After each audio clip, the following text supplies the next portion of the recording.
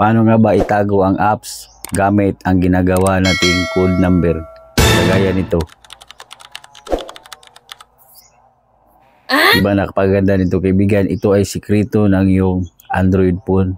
Pinakamalupit na sikreto kung saan matago mo ang apps na ikaw lang ang alam ng may code. Kaibigan, kung interesado ka na itago ang apps gamit ang code, i-click ang follow button sa tabi ng pangalan ko para updated ka palagi sa ating video. At pwede mo rin ako i-subscribe para personal mo kung ma-message sa group. So tara, itago na natin ang apps. Let's go!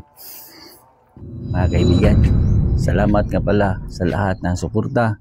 At kung bago ka pa lang sa ating tutorial kaibigan, pwede bang mahingi ang iyong like at i-share mo na din para marami tayong mga kaibigan ang matulungan ng mga ganitong tutorials. Mga kaibigan natin na patuloy na sumabaybay, patuloy nagsusuporta, taos puso po kayong pasalamat. Salamat sa lahat. So i-open mo lang ang iyong phone kaibigan at umpisahan na natin ang ating malupit na tricks. Okay? I-open ang phone at itap ang settings. At direkta na tayo. Puntahan natin yung security. Ito, security. At kung hindi mo hanap itong security, pwede mo dito i-search. Okay? Yan, security. Yan, tap mong security.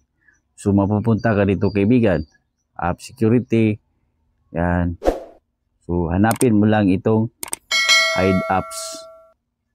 Okay? So, may fingerprint tap po tayo. Yan. So, dito mahanap na natin ang mga apps na pwede nating itago. Halimbawa, itong Facebook. Saan ba yun? Itong Gcash. Facebook. Ito, Facebook. Yan. So, ang pipiliin nating itago, siyempre, yung Facebook at Messenger. Okay? Ito na yung message. Pwede rin. Puro privacy lang natin. Kasi nga, pag naiwan ng ating phone, ay pag gagalawin ng iba, ay hindi nila makita yung mga chat. So, chat lang ha. So, itagilo natin ang Facebook. Yan, tagilo natin. Yung Messenger, itagilo natin. Yan. So, tagilo na. So, itap mo lang itong hidden. O, depende na po sa inyo kung ilang apps ang iyong itago doon sa iyong phone. Pwede Gcash, TikTok, o ano pang mga apps na meron dito. So, itap mo lang itong hidden. Yan. At hindi pa yan tapos kaibigan. Itap mo lang itong gear icon settings. So, piliin mo lang itong access method. Yan. Access, piliin mo lang itong access via dial pad. Okay? Then, itap natin yung access code. So, dito, gagawa tayo ng code na tayo lamang ang nakakaalam. So, huwag mong ipagsabi kaibigan para hindi nila malaman na ang code na ginagawa mo at tiyak malalaman niya na may nag-chat sa'yo. So, okay. Example, hashtag 14344 then hashtag. So, idahan natin. Idahan.